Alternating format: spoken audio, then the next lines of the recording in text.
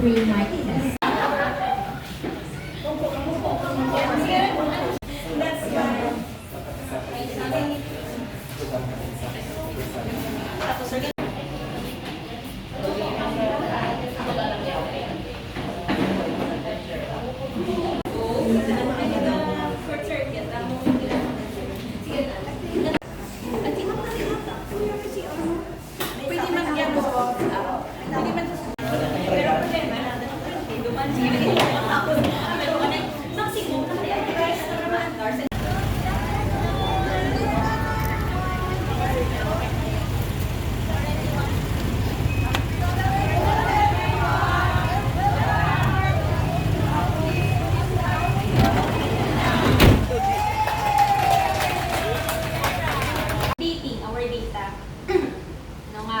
While lang kami nag-settle on the population by sex and age, but even in the social economic. Mas ginubo ako sa Breathe muna, breathe. Sa video, alala tayo now. So, ang totoong question lang malaman dito is, paano nakabulig ang data halin sa population office sa pag-implementar ng programa kag proyekto kag inyong opisina. So, amo to ang mga answers. And also, sa among data board, so makita natin, no? Ang among data board is a 10-year comparative in commemoration man sa ako yung pulo katuig as Population Program Officer diya sa Banwa Kanina. And also, ang among responsible parenthood and family planning area nga nag-cover ng halin 2019 to 2023 ng mga comparative PMOC number of sessions in couples as well as 2023 consolidated na profile of couples. Kag dito ang mga lagi nga nag-support sa pagkandak ng pre-marriage orientation. And also we have there our AHYT nga area nag-cover kang issues confronting the adolescents nga din gathered during our AHYT sessions sa mga barangay. We also have ang dito nga data on the program implementation and activities here in the municipality and sa among BSPO corner which includes man ang among 2024 municipal and barangay demographic rundown of the population. And lastly, ang among wall na for the 2023 population and demographic information which covers the population information, demographic events, and socio-economic information of the barangays and as well as ang municipality naton kung sa diin ang socio-economic information na ang core naton no sa aton nga SDG or the Sustainable Development Goals kung diin pa pala ang mga core goals sa bansa. So on behalf kang ako nga kang mga BSPOs sa Banwa Kanina, I am Jeremy Lelis Alojado, the Population Program Officer. And proud to say nga very grateful gid kami nga nadara kami sulad sa top 10 nga daya. But equally, we are proud of those trophies being the 3-time champion on the best managed population data as well as in data board in the last 3 years from 2016, 17, and 18 and awarded as Hall of Famer in 2019. So thank you very much.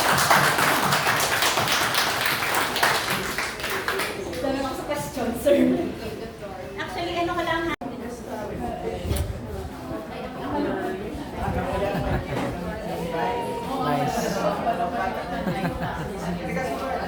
Nice.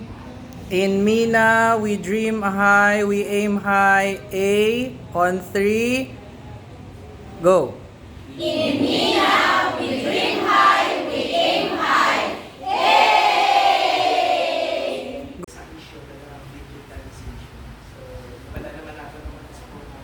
Highways ka na kasi kaya ng NGO sa buong nag-workout para sa PRD.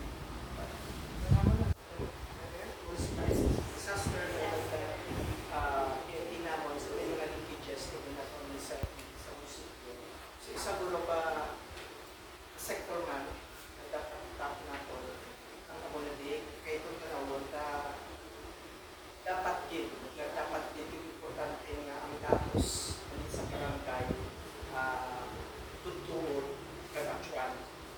So, ang pinaka-practical na matapong po ng datos is Sa PSC ng mga DSP.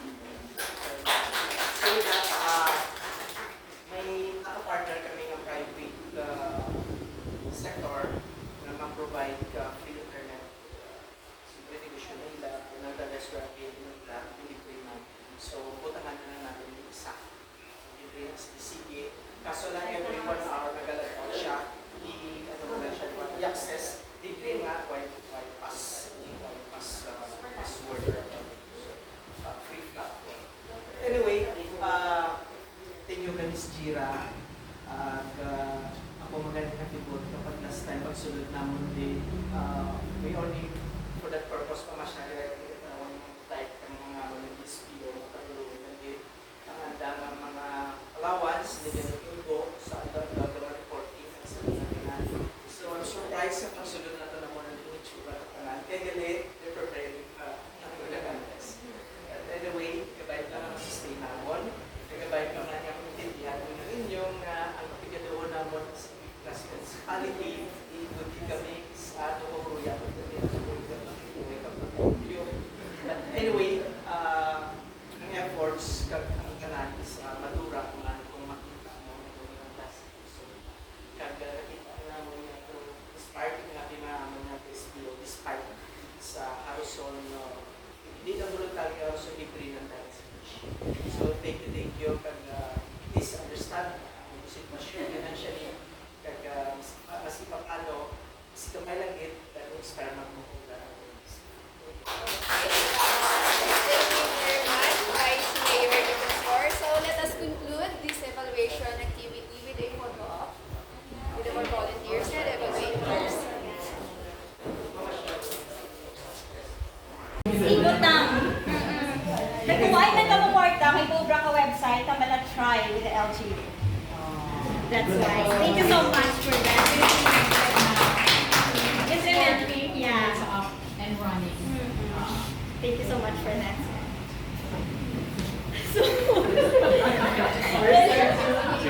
Sige. Ako na lang start. Isa lang akong question. So ma'am, you mentioned that you gather data for the AHYD. What did you do with those data? What if so you were able to identify problems of youth and adolescents, etc. What programs were anchored on those data that you gathered? Actually, sir, naka-anchor siya sa aming Iboy RH na clinic because we have programs for teen moms. Okay.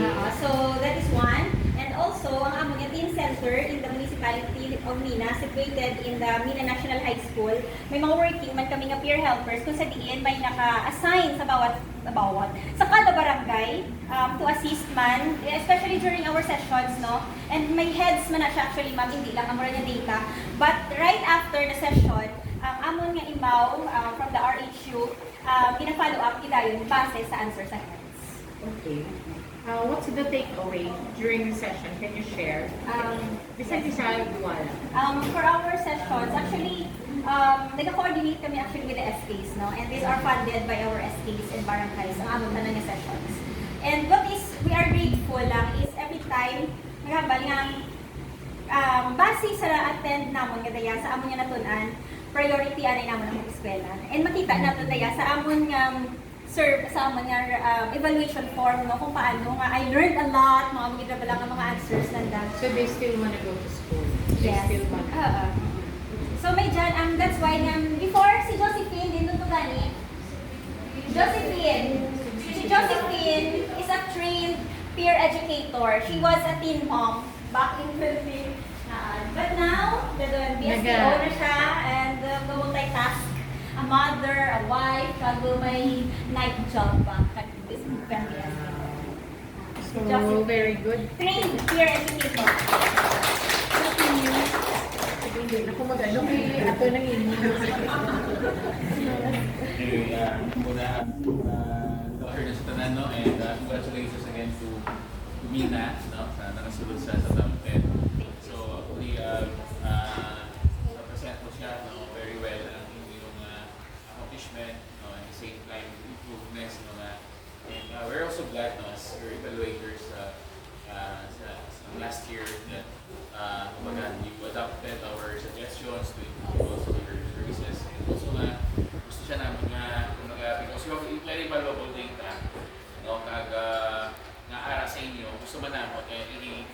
mabalaan sa isang public, na may ara na di nga available data, because that is also one of the downsides sa mga office sa PSA, because we can provide kumbaga sa updated data na current na gusto sa mga data users natin, because may mga makita na may mga specific years lang siya na pwede kami makakangamo na siya ng data. But anyway, one of my siguro clarification or gusto ko lang siya mapalaan, because one of your presented nga words na document is the list of household heads. No? So, question, how often ka mo ma-update natin ang household head, and what are the tendency or the time na nag-update kita sa mga household heads?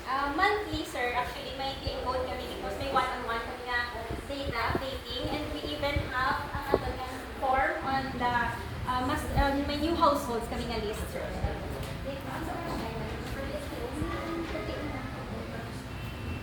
Kaya mo kami lang, sir, kasi digin, part man day, kami na-update lang, kaya sa makibot kami kapanawag sa munisipyo, mga household numbers sa specific month.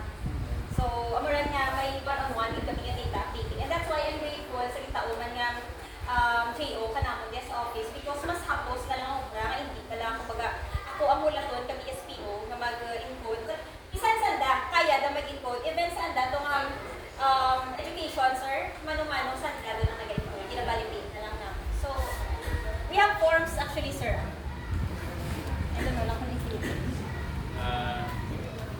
Pertaining on your budget, pila ang budget na provide ni LGU sa inyo? So, support coming from the LGU sa aton municipio at the same time, kung may arap man ang counterpart ng barangay po rin. For the barangays, ang counterpart na actually is ang kanana, mga AHYD sessions, RP sessions, care of yan ang budget kananda. And even ang PACDEP, ang Population and Development Integration, planning workshop, care of man yan sa barangay. Ang diya sa Banwa, mostly sa PSPO na mga allowance, and then supplies, electricity, and nga mo rin na-cover na. Delegate sir ha. Balong pa ang data. Ang data. Very minimal actually.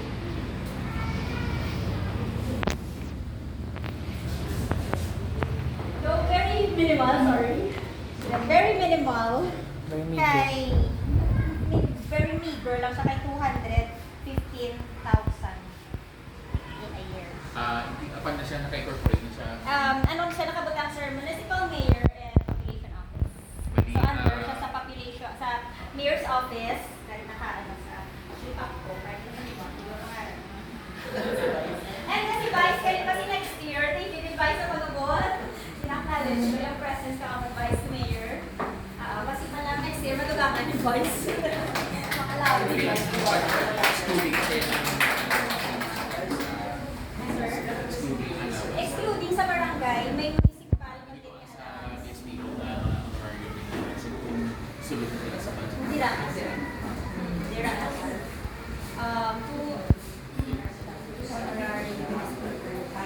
Next year may budget ka pa, ma'am. Yes, Ayan. ma'am. Ongoing na siya. Yearly na siya. That's approximately how much per month? 200 pesos per month. As ang, kumbaga, sa ano ba, na na-receive na is for meal lang nanda and travel. But aside from that, they have honorarium man sa kada barangay nanda.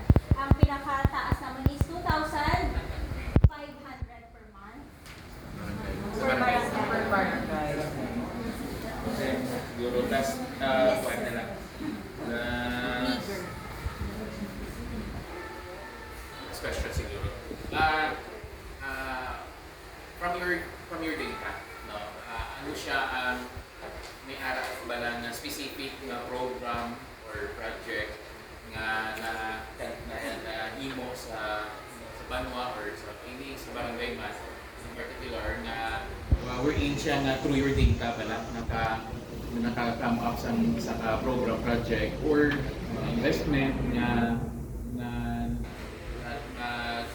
implement sa inyong Banwa, na-implement sa inyong Banwa, nakahatag siya impact or naka-contribute siya sa community, naka-benefit ka. Actually, hindi man siya, sir. In support lang, sir, sa mga projects because ang among data is, kumbaga, among naging pasihan, implement. Like, for example, type of toilet. Makita lang nga ay, that's why nga ang amon munisipyo sa mismo ang nag-purchase kag ginapanagtag sa kada balay para nga ma-zero namon ang closed pit para matanan-tanan water sealed toilet. So another thing is just recently namura na importante ang amon na Master List of Household Heads because amura nang gintasihan para sa PRDP nga program para sa water system diya sa Banwa kanina. And sa barangay naton, ang mga plans, actually sir, amo rin ang ginagamitan, ginanda, no? Hindi man ako kahambal nga bangod lang din sa amon nga data, ginhimuan ka program or ginhimuan ka proyekto, but nakasuporta ang amon nga mga data sa pag-implementar ng ang anda nga programs. So I think siguro maganda siya for now next session. And that is the reason, sorry sir, that is the reason why man we have conducted population and development integration planning. Kaya dyan makita ka mga barangays, ano gali ang mga programa nga dapat nanda i-prioritize sa anda nga banwa. Like may daro gali teenage pregnancy sa barangay. So anong himuon nanda nga programs karon dyan? So may araw natin implement nga specific program especially barangay because you're conduct the Sa SK namon yan, sir, hindi ko ka-sure kung ano ito nga barangay, pero continuously, yearly, sa barangay Amiroy, yung HYD program, git kami dito para ma-lessen, git kag ma-zero ang teenage pregnancy na nila. Thank you. And congratulations in advance and good luck. Thank you, sir.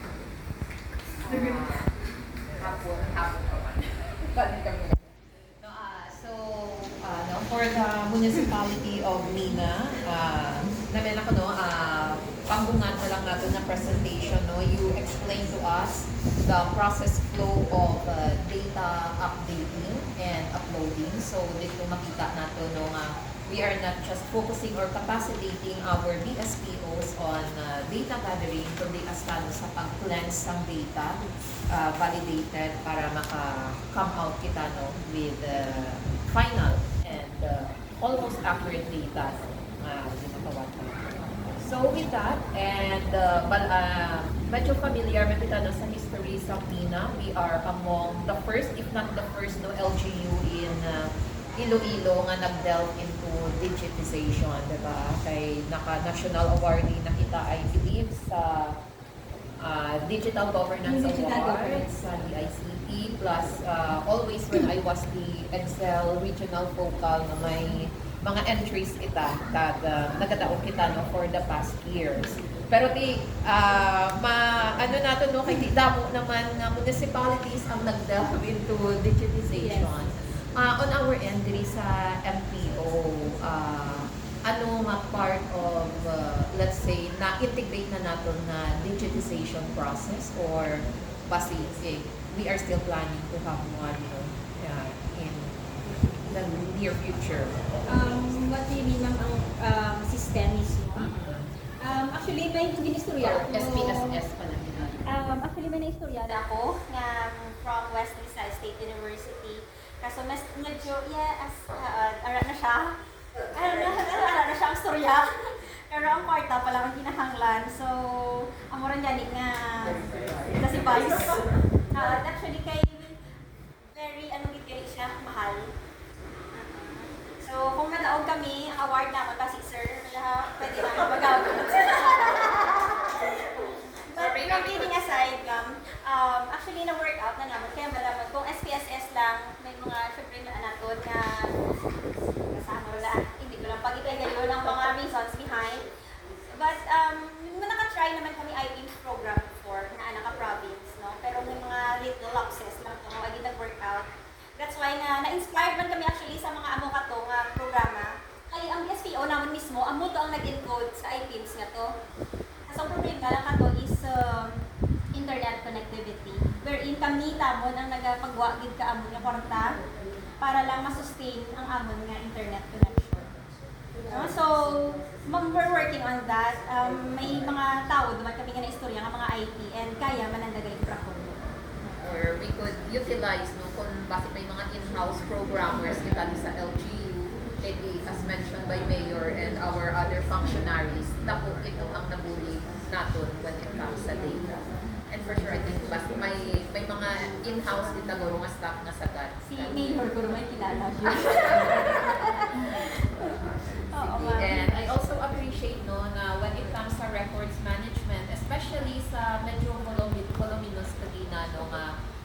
makita nimo aside from the proper labeling and then may TOC, may table of contents na namin siya no nga may tabbing tagid siya para mas dasig nato no ma-open no when it comes sa records management.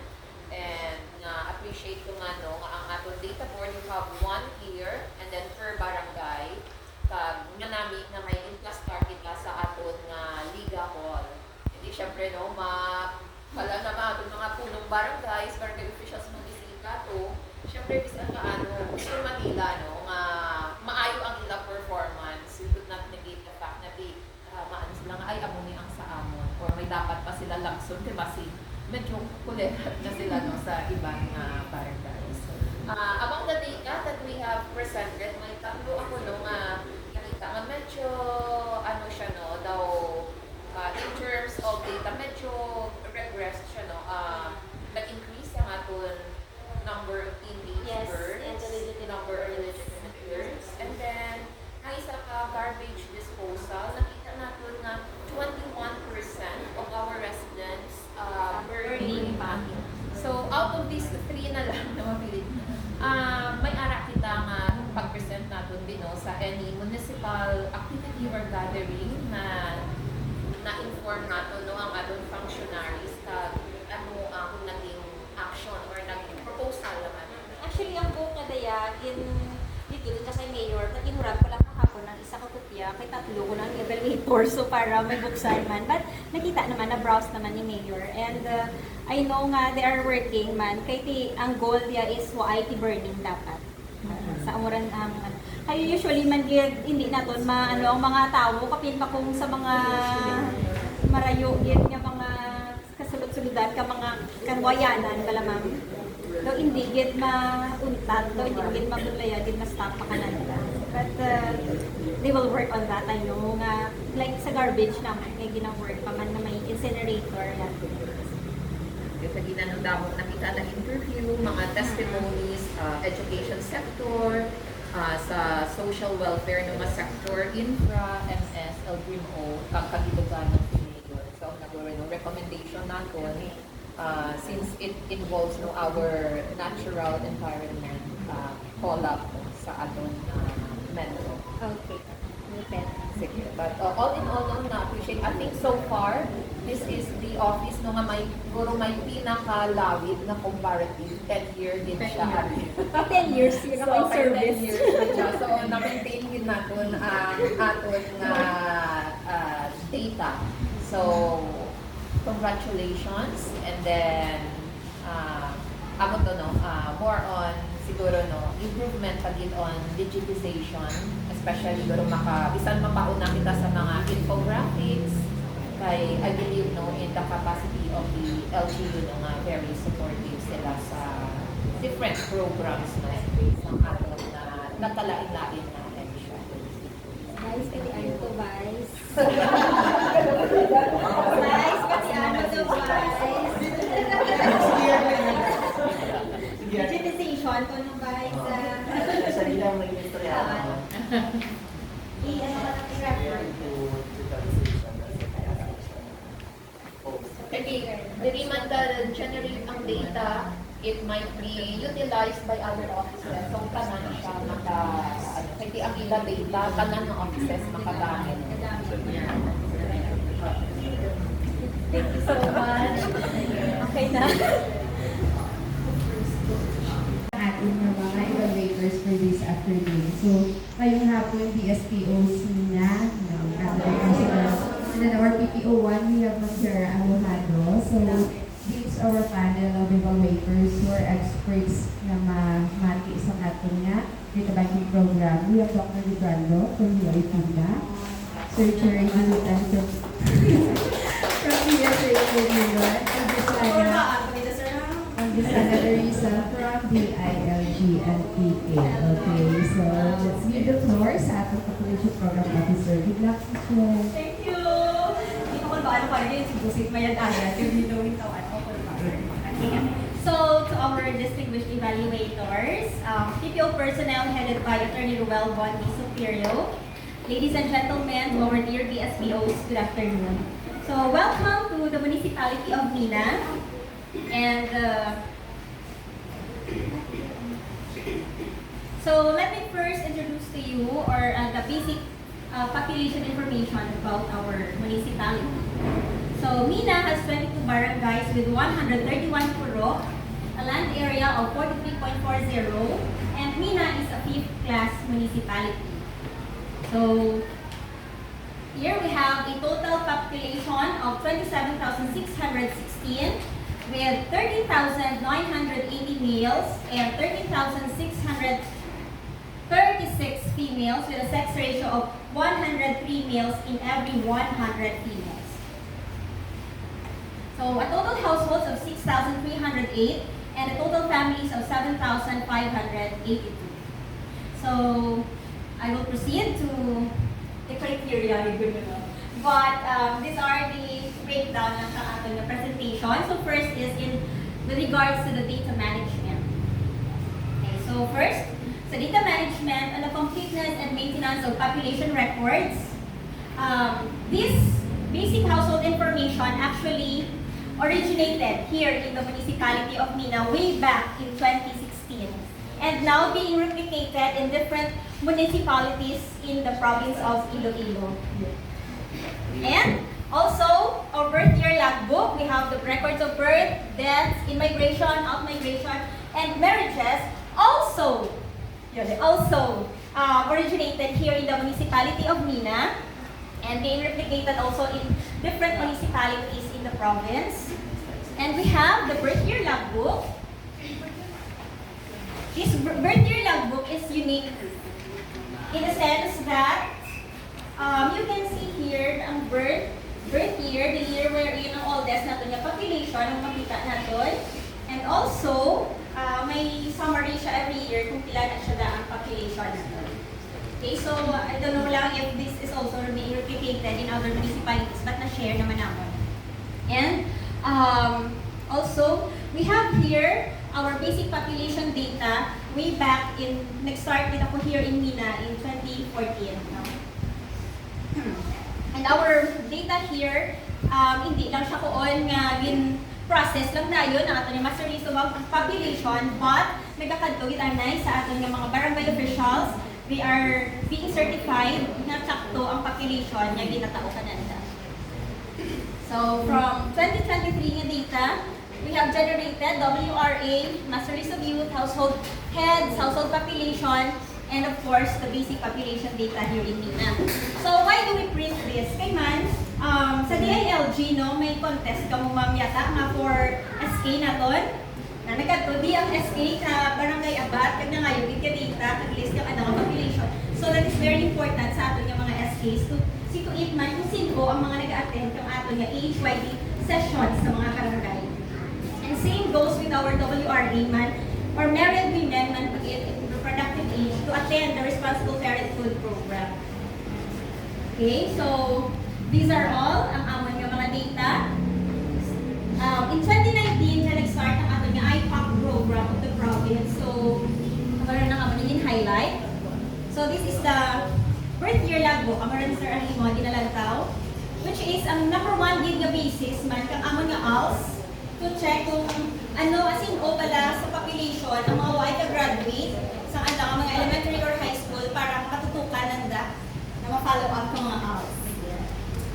Okay, so we also maintain our demographic rundown so that anytime of the year, pwede gid makapangayo ang amon nga munisipyo kung ano nga population, ano ka man ang kinahanglan.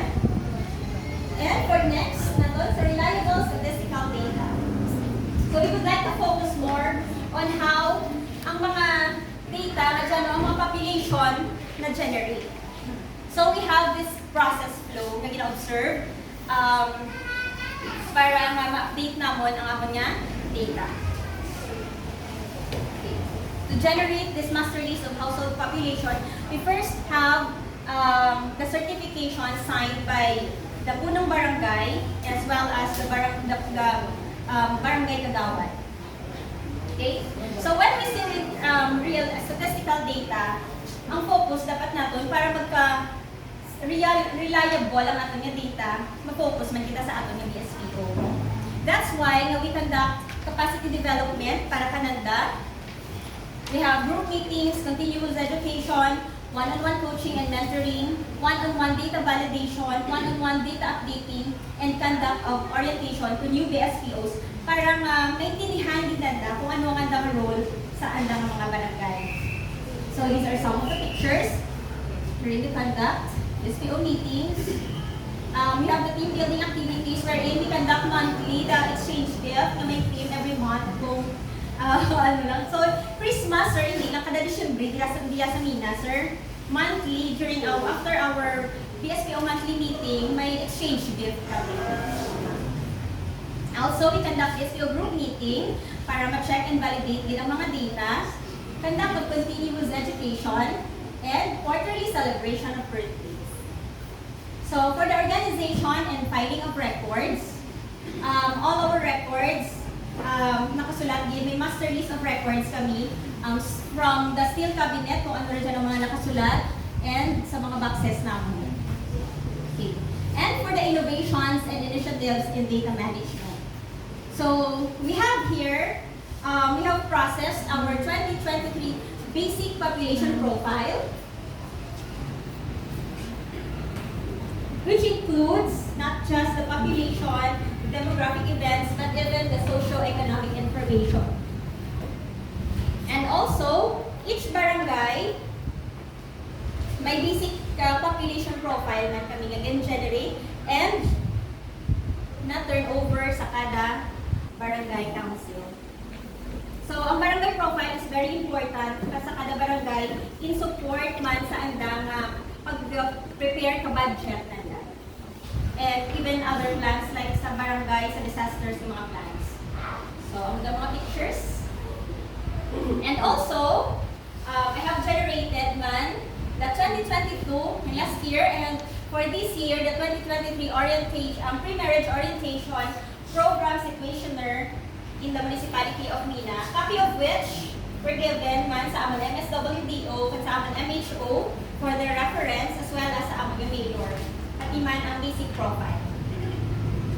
And for the updating, so yearly we conduct this updating of 2023 socioeconomic variables, which includes house materials, drinking water, and toilet, which is very important sa pag-implement ng iba ng mga programs sa Banwa. Also, the school attendance, we also update that by mas hapos, sige, sample. By dina-check lang and every year, parang isa lang ang list namon, kaya hindi printing. Okay? And also, updating of the basic household information which resulted sa amon nga basic population profile. Okay?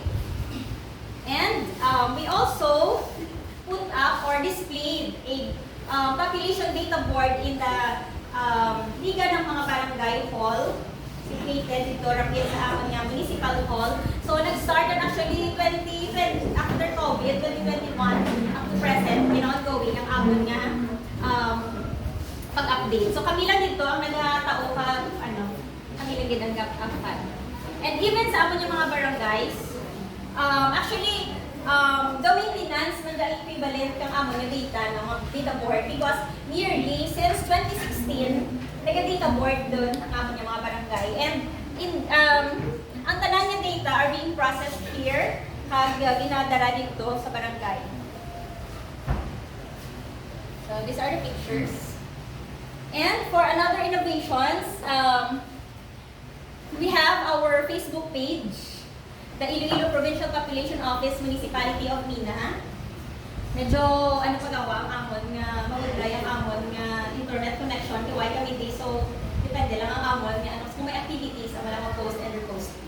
But what is more important kanamang tulad is, we have already collaborated with our local government unit, kung sa diin, ang amon nga data, diya sa Mina, ma-visit doon through the mina.gov.ph. So, diyan, to access sa About Us, the officials, provincial offices, provincial population office. And ang libro na to, sir, ang dayang basic population profile, ang mo dito ang nakapost. Also, the pre-marriage orientation and counseling program situation. And also, ginadisseminate duman sa tanan naman yung mga barangay officials and even sa mga group chat, ka mga pumuluyo sa barangay na ma-access nanda ang mga data na niya. Okay, for the LGU support, so we have, though gamay lang yun, but at least, no, gitawan, gid kami priority sa budget man diya sa office, including ang mga allowance kang amon nga BSPOs monthly. And this building, of course, we are grateful to the LGU for buying this house and getting convert into an office, no? And also, with collaboration sa aton nga high school, they also send immersion students man to assist here and para mas maman-ananda kung ano ang mga programa man ka population office. And also, si Jaya Feld Shonzon, Jay, amo niya job hire, nag-start lang January 1, 2024. So, very grateful kami kay Jaya kay at least no, hindi ka doon IT nga imo tanan. Kung may ka-share doon ako, amon tanan. Wala mami. Okay, and for the data utilization, we have our population and population-related data logbook. But I think this one, I will give you, please focus lang sa atong television for a short video nga magapakita lang kung paano man na-utilize niya sa Banokang Mina ang among data.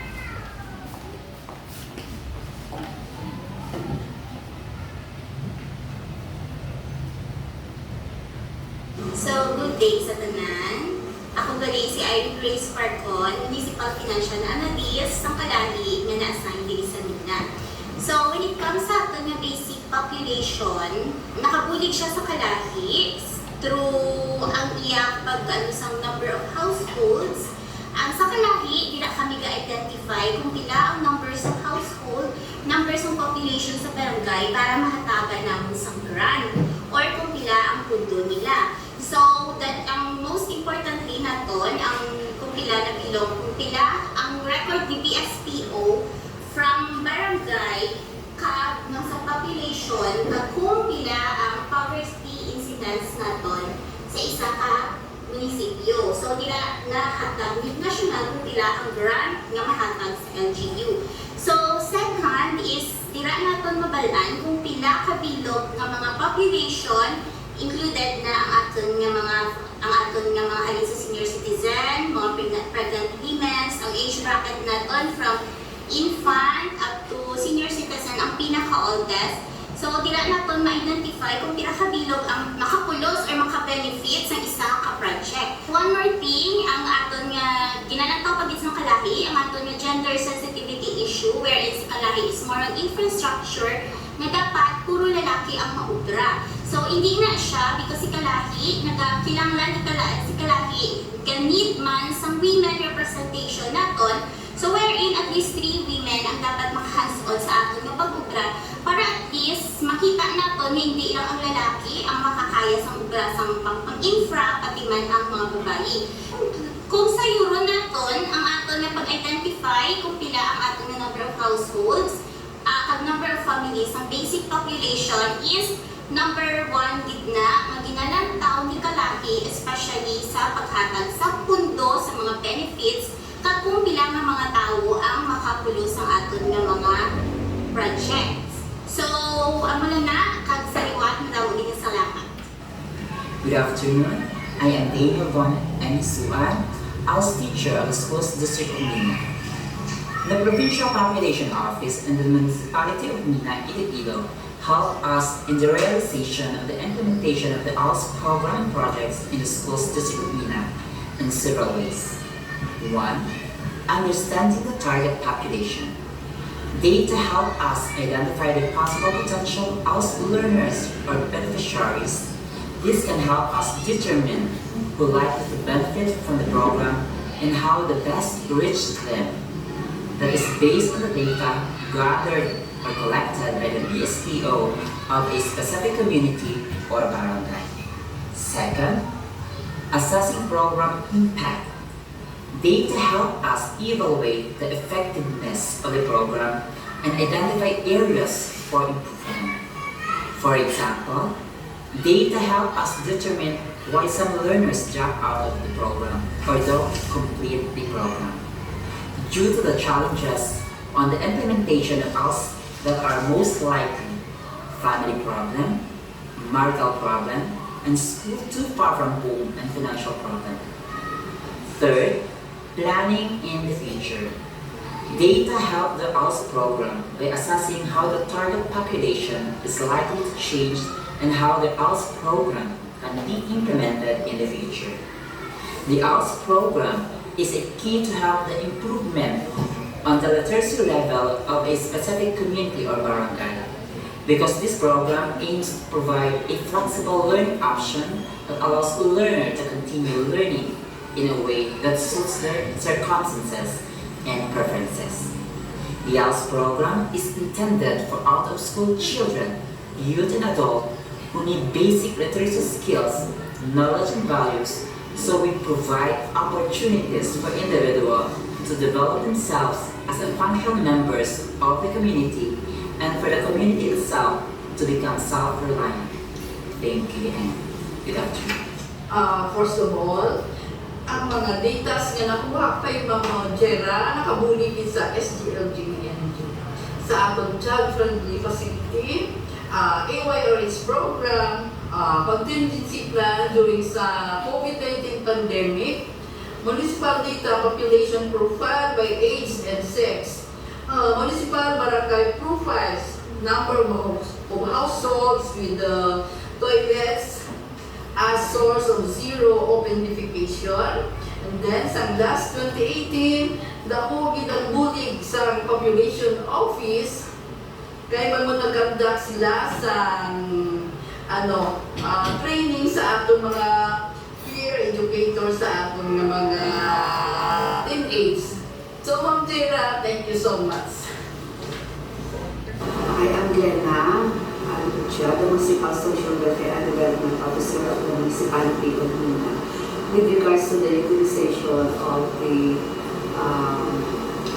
basic population data of the Municipality of Mina, natamit din naman sakto ang data gathered from the 22 barangays. So we use in the child-friendly local governance audit and like the age distribution, as well as some datas including our sectoral group, like our PWD, senior citizens, and other sectors that needs to be addressed. So not only in the child-friendly local governance, we also use it in the seal of local governance audit. Considering that under the social protection, there are data needed like children enrolled in daycare based on the age bracket intended for the daycare children. And also during our service delivery capacity assessment, of which all the programs and services of the DSWD were assessed, and the data from the population office is a big help in the preparation of the reports. So we don't have any hardship looking for data, considering the population office has all unupdated data for the municipality of Mina. May umaga sa tanan. Ako galit si Jimil Jan Kaalim, Local Disaster Risk Reduction and Management Officer sa Municipality of Mina. So ang atong data banking management nakabulig din sa atong opisina in terms of risk assessment since naghahatag ini sa data on population density and housing conditions na nakabulig sa aton identify sa mga high-risk areas natin sa program. Nakabulig man ini sa pag-identify sa vulnerable groups sa aton banwa, and lastly, nakabulig ini sa aton resource allocation which is ginatailor nato ng atong plans, programs, and activities to meet the specific needs sa atong population, achieve disaster resiliency, and zero casualty goal, mag-abot man ang mga nagkakalindahin na hazards, and worst case scenario disaster. Madami din sila magkagmay ang kagasa. The relevance of data banking. Data banking using computerization is synonymous with stock knowledge for human beings.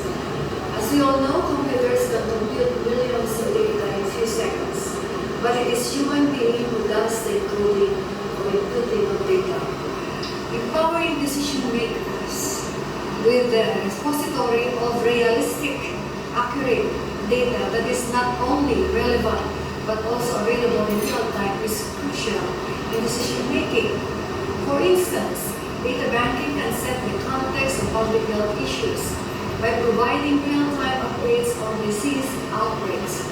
The collection and inputting of data should be up-to-date, reliable, and useful for making crucial decisions. This real-time availability of data should give us confidence in our decision-making processes. The data collected was used during COVID-19 pandemic for the distribution of assistance to the different sectors. Also, data was used as reference for the different programs and projects, especially in the PRDT project to provide potable water with a total cost of almost 100 million pesos given to us by the World Bank through PRDT projects. Also, the data was used in the SGLG evaluation, Galimpo entry, Mice Farm System, the Municipal Agriculture Information System, Farmers Agriculture Resource Management System, which will now become a bill for nationwide implementation, and the PED-LENS, Learners E-Monitoring System to monitor our struggling readers and those who have difficulties in computerization. Accurate or reliable data banking is not just important, it's crucial in the decision-making process. It's the key that could unlock the door of the overall results for the desired outcome of any venture. The success of our LGU is significantly attributed to the role of data banking. The best practices we have created and implemented which gained recognition and outstanding awards from national agencies like the DILG, the DTI, the NEDA, the DICT, as well from the provincial and regional government agencies were based on the availability of data on hand. Just like yesterday, we received the first place amongst the 4th and 6th income class LGU in the region, awarded by DTI in the Cities and Municipalities Competitiveness Index or CMCI as the most effective in government efficiency. This we did with the aid of data banking. Also, our BSPO here locally, they can process their jobs well, and as they encoded all data accurately and in real time. This is the testament of our collective efforts and the power of data banking in our success. LGUs should not underestimate the importance of data banking and its management to be more effective, implementable, sustainable, and responsive to the needs of its people. Data banking is the backbone of effective management, and it is our responsibility to ensure its proper implementation and utilization.